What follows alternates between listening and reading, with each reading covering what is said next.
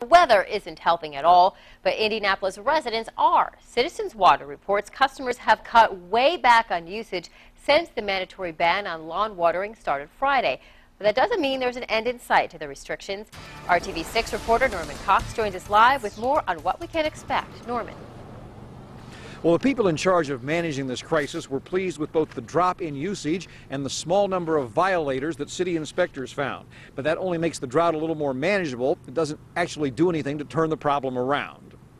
On Friday, Citizens Water customers used 200 million gallons. But on Saturday and Sunday, with the mandatory ban in place, that had dropped to 164 million gallons, an 18% reduction.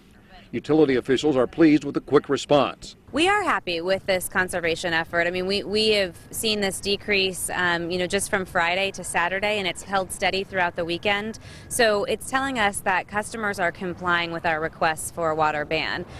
We're not happy with the weather. Obviously, it still needs to rain. So despite the conservation effort, reservoir levels keep dropping. Morris is now nearly 6 feet below normal, Eagle Creek more than 2 feet low, and Geist nearly 2 feet down.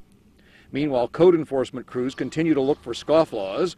Over the weekend, they wrote 5 citations, one for an apartment complex on the northwest side, another for a strip mall along Southport Road. Tickets go in the mail as soon as the city confirms that these properties are on the water system and don't use well water. These 4 will be mailed this afternoon, and they will be the $100 citation. Okay. But they could still come back and tell you something different, correct? Sure. If anybody wants to deny a citation, if they claim that they are on well service or otherwise, there is an appeal process for that. The 5th ticket is still being researched by the city over the well issue. Meanwhile, Citizens says the cutbacks are helping in more ways than one.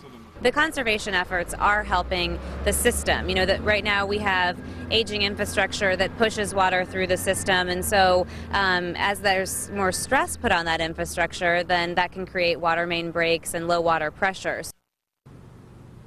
City officials say they realized there were more than 5 people illegally watering this weekend. Those were obviously just the ones who were caught. But they say the small number of tickets issued does indicate widespread compliance because those are the only ones that the people could find, the crews could find, that were illegally watering. Reporting live, I'm Norman Cox, RTV6.